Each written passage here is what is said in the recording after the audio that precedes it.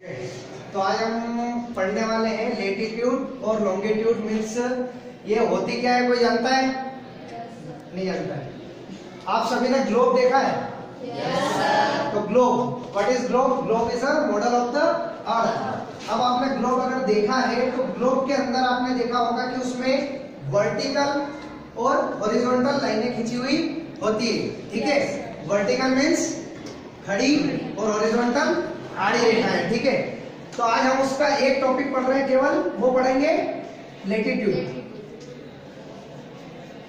ठीक है, तो लेटीट्यूड होता क्या है और ये क्यों खींचा जाता है इसके बारे में पढ़ेंगे, और कुछ इंपॉर्टेंट लेटीट्यूड्स होती है जिनके बारे में हम पढ़ेंगे।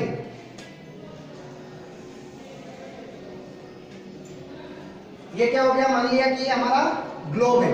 ठीक है, और इसमें जो सबसे सेंटर में एक लाइन खींची जाती है, बिल्कुल बीच से एक लाइन होकर गुजरती है, ये पृथ्वी को बिल्कुल दो बराबर भागों में बांटती है। ठीक है, अब इसमें ग्लोब में आपने देखा होगा कि बीच में एक मीन्स जो अपना केंद्रीय भाग होता है, वहां से ऊपर वाला जो होता है ये होता है अपना नॉर्थ पोल। ठीक है, और नीचे वाला होता है अपना साउथ पोल। ठीक है, अब ये जो बीच से होकर रेखा गुजरती है, हॉरिजॉन्टल लाइन, जो कि ये अपना ईस्ट टू वेस्ट होके जो गुजरती है ना, ये होती है 0 degree latitude. 0 degree latitude, sorry west और ईस्ट। ठीक है, 0 डिग्री लेटीट्यूड। अब ये जो 0 डिग्री लेटीट्यूड होती है, ये पृथ्वी को दो बराबर भागों में डिवाइड करती है। ठीक है, ऊपर वाला पार्ट जो होता है वो होता है नॉर्थ पोल, नीचे वाला साउथ पोल। तो अगर इसको हम देखें कि दो भागों में डिवाइड किया, हमने सुना होगा उत्तरी गोलार्ध और दक्षिणी गोलार्ध। इंग्लिश में उसको बोलते हैं नॉर्थ हेमिस्फीयर और साउथर्न हेमिस्फीयर। ठीक है, ये होता है उत्तरी गोलार्ध और ये होता है दक्षिणी गोलार्ध। ठीक है, इक्वेटर दो भागों में आपको डिवाइड करती है, उत्तरी गोलार्ध और दक्षिणी गोलार्ध। अब इसके अलावा कुछ इंपोर्टेंट लेटीट्यूड्स होती हैं जिनके बारे में आपने सुना होगा। अगर हम 0 डिग्री से 23.5 डिग्री ऊपर, 0 डिग्री से 23.5 डिग्री, ठीक है, नॉर्थ में अगर चले, ये 0 डिग्री हो गया। इसको इसका एक और नाम है, इसको इक्वेटर भी कहते हैं, इक्वेटर। ठीक है, इक्वेटर से या 0 डिग्री अक्षांश से, लेटीट्यूड मीन्स अक्षांश रेखा, 0 डिग्री अक्षांश से हम नॉर्थ में 23.5 डिग्री पर चलते हैं, तो यहां पर आता है अपना ट्रॉपिक ऑफ कैंसर। ठीक है, ये किधर आएगा, 0 डिग्री से अपन नॉर्थ में अगर चलेंगे तब।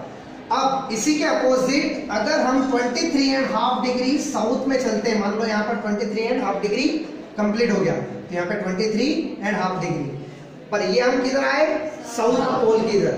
ठीक है, तो यहां पर आएगी आपकी ट्रॉपिक ऑफ कैप्रिकॉर्न। ठीक है, अब ये तो हो गया आपका ट्रॉपिक ऑफ कैंसर और ट्रॉपिक ऑफ कैप्रिकॉर्न, और ये हो गया आपकी 0 डिग्री लेटीट्यूड मींस 0 डिग्री अक्षांश रेखा। अब इसी 0 डिग्री लेटीट्यूड से अगर हम 66.5 डिग्री, मान लो यहाँ पर 66 है ना, हाफ डिग्री कंप्लीट हुआ, तो ये 66.5 डिग्री पर आपका रहेगा आर्कटिक सर्कल। ठीक है, कौन सा होगा, Arctic circle, Arctic circle.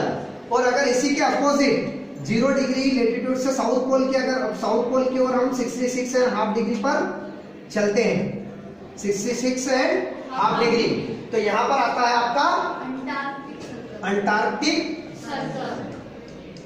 Circle. ठीक है, आर्कटिक सर्कल और अंटार्कटिक सर्कल। अब ये होती है आपकी इंपोर्टेंट लेटीट्यूड। कितनी हो गई, 1 2 3 4 5।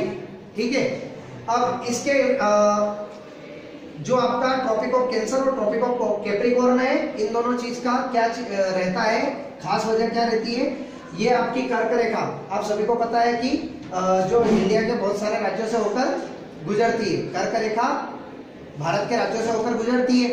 अब इसका काम क्या होता है, ये यहाँ से अगर 0 डिग्री लेटीट्यूड से एक साल में एक राउंड पूरा होता है, मतलब पृथ्वी की किरणें पूरी सूर्य की किरणें पूरी पृथ्वी पर गिरती है, पर लंबवत मतलब बिल्कुल सीधी अगर गिरने की बात करें तो एक साल में 0 डिग्री लेटीट्यूड से कर्क रेखा तक जाती है, मीन्स यहां से कर्क रेखा तक और कर्क रेखा से वापिस 0 डिग्री लेटीट्यूड तक। फिर उसके बाद 0 डिग्री लेटीट्यूड से मकर रेखा मतलब ट्रॉपिक ऑफ कैप्रिकॉर्न तक और ट्रॉपिक ऑफ कैप्रिकॉर्न से वापिस 0 डिग्री लेटीट्यूड तक, है ना। तो ये जो पूरा राउंड है ये एक साल में पूरा कंप्लीट होता है, ठीक है। मैं 0 डिग्री से ट्रॉपिक ऑफ कैंसर तक, then Tropic of Cancer to 0 degree latitude, उसके बाद 0 degree latitude to Tropic of Capricorn and Tropic of Capricorn to 0 degree latitude. तो ये आपके कुछ इंपोर्टेंट लेटीट्यूड्स। अब बात करते हैं टोटल लेटीट्यूड्स होती कितनी है।